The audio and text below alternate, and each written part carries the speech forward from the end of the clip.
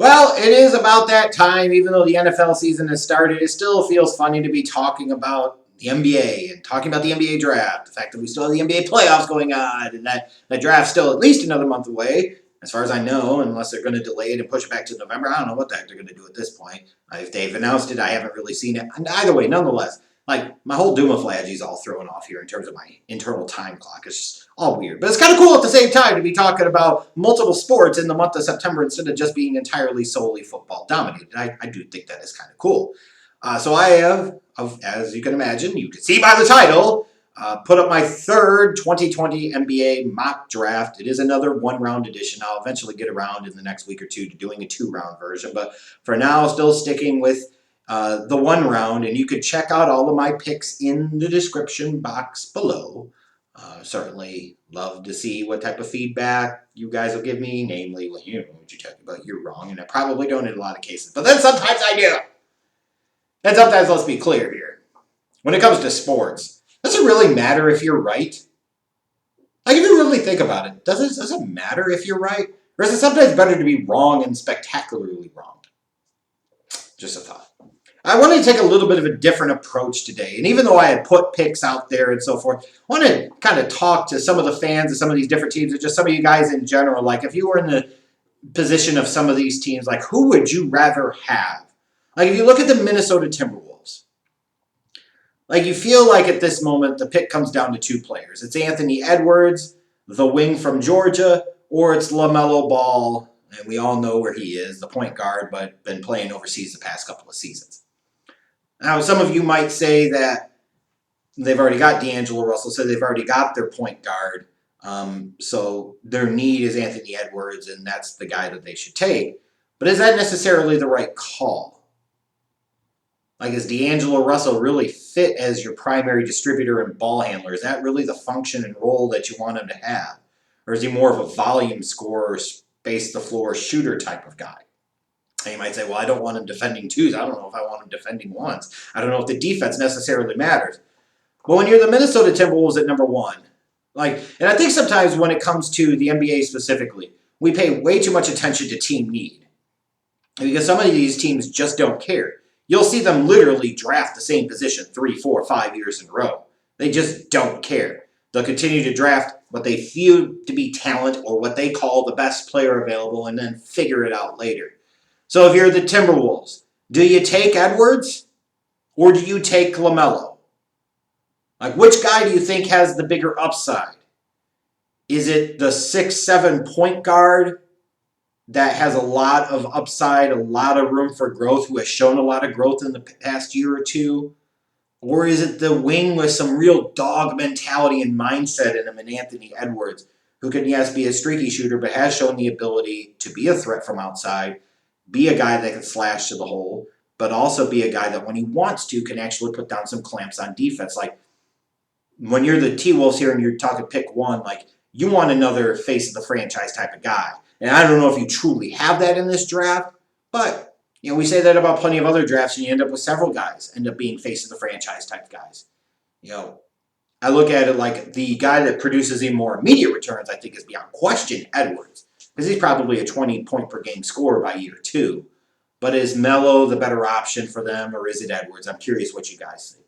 And then if you're the Warriors, do you try and trade this second pick as part of a package to get a veteran? Does that make sense? Some of you are going to say, well, if it's part of a package to get Greek Freak, absolutely. Maybe.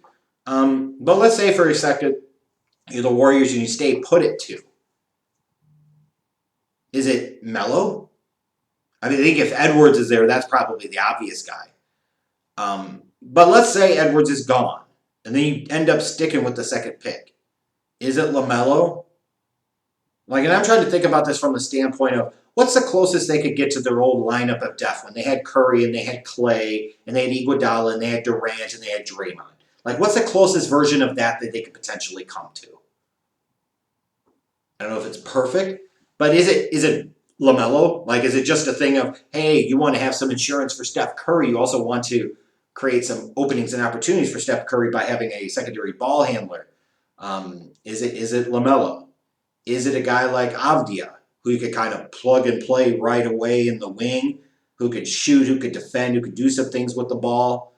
He won't be like an alpha for them, but he doesn't need to be an alpha. But maybe he's like a younger version of an Iguodala type for them. Or is it a kid like Okongwu, the center, the power forward from USC? Is he the type of athletic big 4-5 that they want to put in that front line with Draymond for the future? You might say, well, what about James Wiseman?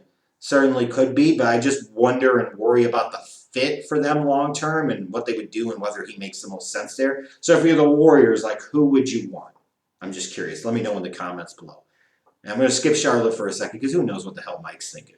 Let's talk about the Bulls. If you're the Bulls, like, right now I'm really torn. I don't know if it's Avdija. I don't know if it's Hayes. It sure feels like it should be one of those two guys. It really does. Because the Bulls are in a position with that 4th pick where they need to swing for the fences. And there might be other sure thing type of guys on there that you can potentially know what you're going to get out of them. You might get early contributions such as Toppin from Dayton, such as Haliburton from Iowa State. Like, those guys might be more pro-ready right this very second. But are you drafting for pro-ready right this very second, or are you trying to find a potential building block franchise piece type of guy, which, by the way, they do not have right now. And if you say Zach LaVine, I want you to look in the mirror and piss slap yourself. But who is it? Like, if you're a Bulls fan watching this, and so I'm sure a few of you are, who do you want? Who is it? This guy no matter what? Or is it Melo? Do you hope LaMelo falls to number 4? I'm sure some of you are going to say you want Wiseman or something. Why do you want a center? And I look at the draft in general, like, as you look at it, and even though I've got 2 centers going in the top 6, I just really wonder, like, you look at the DeAndre Ayton situation from a couple of years ago. Like, I felt the Suns should have taken Luka Doncic. I thought it was stupid. Because I'm like, Ayton will be a really good player, and you're not going to win shit with him. He's not going to change your franchise. He's just going to be a really good center, of which that is a dying breed of a position anyways. It's a wing and one game. It's what it is now. So why would you invest a number 1 overall pick in a center? Why? Even, especially a more traditional type of center. And I realize Ayton's not, he's going to develop and continue to grow and be more than just that. But still, like, yeah, he could average 18 and 10 or something like that, but who cares?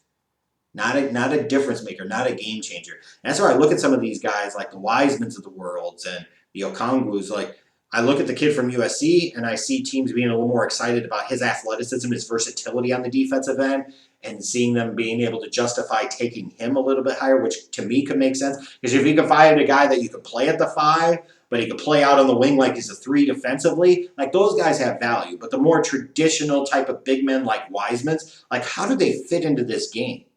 Like, if this draft was 10 years ago, Wiseman's the number 1 pick, and we're not even talking about it. Like, it's a done deal. But now, I don't even know if he should be a top 5 pick. I just don't know. And then you look at a team like the Cavs. If you're the Cavs, do you go for a sure thing guy ready to contribute right away as a post guy in Toppin? Do you try to swing for the fences a little bit more? I know you've taken enough damn guards the past couple of years, but do you take somebody like a Hayes? Do you take the kid from USC, or do you hope Wiseman falls to you at 5 so that way you can get past the Tristan Thompson, Kevin Love experience? I'm just wondering. Like, if you look at this draft in general, what's really interesting to me, this just feels very much like a 3-and-D draft. A bunch of guys that you're looking at to shoot threes and play some D on the wing. That's what you're talking about here. So, you know, if you thinking about some of those guys, you know, do you take them early, or do you say there's enough talent with enough other guys in this draft that I'm going to take a guy at a different position because there's a lot fewer of those? And that's where I think the Precious kid from Memphis potentially becomes a top 10 pick, because he's not going to be viewed as a traditional 3-and-D guy, more of an athletic 4 that can do some things. You know, those are the types of guys that I wonder if they can rise a little bit in this process, because there's going to be a lot of duplicity in terms of 3-and-D wings at the 2 and the 3. Anyways, nonetheless, that was my mock draft. Just a couple of things. If there are other teams you want to discuss in the comments, please feel free to do so. I will try to actually come back to this video and reply to some of them as well. Expect still some continual movement as I get myself more and more familiar with these prospects in the weeks to come. Anyways, thank you guys for watching. Click that, smash that subscribe button, click the bell, what the hell, so that way you're notified when I do future NBA mock drafts or NFL mock drafts or any other videos that I do on this channel. You need to do it and do it now. All right, I'll see you later.